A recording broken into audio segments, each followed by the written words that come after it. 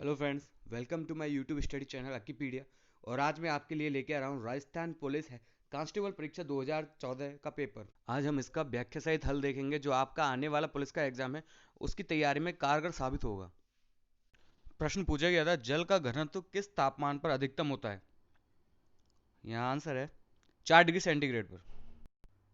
अगला प्रश्न, निम्नलिखित कवियों का सही कालानुक्रम कौन सा है? यहाँ चार ऑप्शन दिए हैं, आपको इनको काल के क्रम के अनुसार जमाना है। आंसर दीजिए सभी। तो यहाँ सही आंसर है सेकंड ऑप्शन, कालिदास, कबीरदास, सूरदास, तुलसीदास और गालिब। देखिए, कालिदास का जो जन्म है वो दूसरी शताब्दी में माना जाता है, क्योंकि ये राजा विक्रमादित्य के दरबार के नौरत्नों में शामिल थे और विक्रमादित्य जो थे वो दूसरी शताब्दी के आसपास थे। अब थोड़ा सा देखते हैं कबीरदास जी के बारे में। तो इनका जन्म जो है वो वाराणसी उत्तर प्रदेश में सन 1398 ईस्वी में हुआ था और इनकी जो मृत्यु हुई थी वो सन 1494 ईस्वी में हुई थी। और इनकी प्रमुख कृतियां हैं बीजक है, साखी है, सबद है आदि इनकी प्रमुख कविताएं हैं। देखिए, बात करते हैं सूरदास जी के बारे में। सूरदास जी का जन्म 1478 ईस्वी में रुनकता नामक गांव में हुआ और यह गांव जो है मथुरा आगरा मार्ग के किनारे स्थित है। तुलसीदास जी का जन्म 1511 ईस्वी में हुआ था और इनका जन्म जो है वो उत्तर प्रदेश के कासगंज क्षेत्र में हुआ था। मिर्जा गालिब जो थे उनका जन्म 1797 ईस्वी में हुआ था और 1869 ईस्वी तक ये जीवित रहे थे। और ये मिर्जा गालिब जी थे वो मुगल काल के आखिरी शासक बहादुर शाह जफर के दरबारी कवि भी रहे थे। अगला प्रश्न, टीवी का रिमोट कंट्रोल किन तरंगों के आधार पर कार्य करता है? आंसर दीजिए। तो यहाँ से आंसर है इंफ्रारेड। चलिए बात करते हैं अवरक्त विकिरण की। अवरक्त विकिरण को हम इंफ्रारेड भी बोलते हैं, आईआर बोलते हैं। तो जब वस्तुओं के गर्म होने पर जो ऊर्जा उत्सर्जित होती है उसे ही हम क्या बोलते हैं, उस रेडिएशन को क्या बोलते हैं? अवरक्त विकिरण या इंफ्रारेड बोलते हैं। चारकोल का जलना इसका उदाहरण है, जैसे एक इलेक्ट्रिक हीटर से आग गर्मी उत्सर्जित कर रहे आग या रेडिएटर, ये क्या है? इंफ्रारेड के कुछ उदाहरण है। तो एक टीवी रिमोट कंट्रोल जो होता है उसका चैनल बदलने के लिए हम आईआर यानी अवरक्त किरणों का ही हम प्रयोग करते हैं।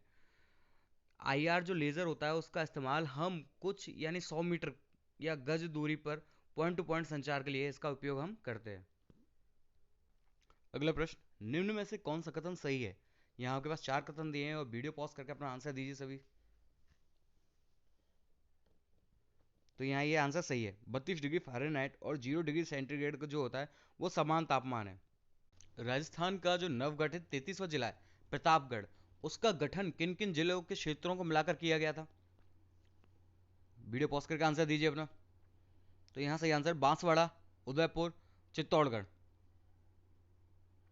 देखिए, जो प्रतापगढ़ जो 33वां जिला बना था वो 2008 में बना था 26 जनवरी को। तो चित्तौड़गढ़ से तो छोटी सादड़ी, आरनोद, प्रतापगढ़ तहसील को मिलाया, उदयपुर से धारियावाद तहसील को मिलाया और बांसवाड़ा से पीपलखुर्द तहसील को मिलाया। अगला प्रश्न, बैसाख शुक्ल तृतीय और श्रावण कृष्ण पंचमी को कौन से त्योहार पढ़ते हैं? वीडियो पॉज करके आंसर दीजिए अपना। तो यहाँ सही आंसर सेकंड ऑप्शन, आखा तीज और नागपंचमी। आखा तीज बैसाख शुक्ल तृतीय को और नागपंचमी श्रावण कृष्ण पंचमी को मनाई जाती है। राजस्थान के लोक वाद्य यंत्रों के विषय में कौन सा कथन सही नहीं है? पहला कथन है भपंग और रावण हत्था दोनों तत्वाद्य यंत्र हैं, बिल्कुल सही है। अलगोजा और मोरचंग दोनों फूक वाद्य यंत्र हैं, ये भी हैं। ढोलक, नौबत, नगाड़ा, चंग, थाप वाद्य यंत्र हैं, बिल्कुल हैं। फूक वाद्य यंत्र बाकिया एवं करण को मांगलिक अवसरों पर नहीं बनाया जाता, तो ये कथन यहाँ पर गलत है। चौथा कथन यहाँ गलत है। पहला सही है, दूसरा सही है, तीसरा सही है, तो आंसर चौथा कौन सा है? चौथा गलत है यहाँ। अगला प्रश्न, शिल्प शास्त्री मंडन द्वारा रचित ग्रंथ रूप मंडन का संबंध किस विषय से है? तो यहाँ सही आंसर है मूर्तिकला। मूर्तिकला से संबंधित। अगला प्रश्न, निम्न में से कौन सा राज्य समूह चाय का सर्वाधिक उत्पादन करता है? वीडियो पॉज करके अपना आंसर दीजिए, मोस्ट इंपॉर्टेंट क्वेश्चन है। तो यहाँ आंसर है असम, पश्चिम बंगाल और तमिलनाडु। यहाँ ये सही आंसर है, सेकंड ऑप्शन सही है। अगला प्रश्न, भारतीय और यूनानी कला शैली के मिश्रण में किस कला शैली की उत्पत्ति हुई? तो यहाँ सही आंसर है गंधार कला शैली, सेकंड ऑप्शन सही है। गुप्त काल में व्यापारियों के प्रमुख को किस नाम से जाना जाता था? वीडियो पॉज करके आंसर दीजिए। तो उन्हें सार्थवाह के नाम से जाना जाता था। अगला प्रश्न पूछा गया, मोबाइल फोन में सिम का क्या अर्थ है? चार ऑप्शन है, वीडियो पॉज करके अपना आंसर दीजिए। तो यहाँ सही आंसर है सब्सक्राइबर आइडेंटिटी मॉड्यूल।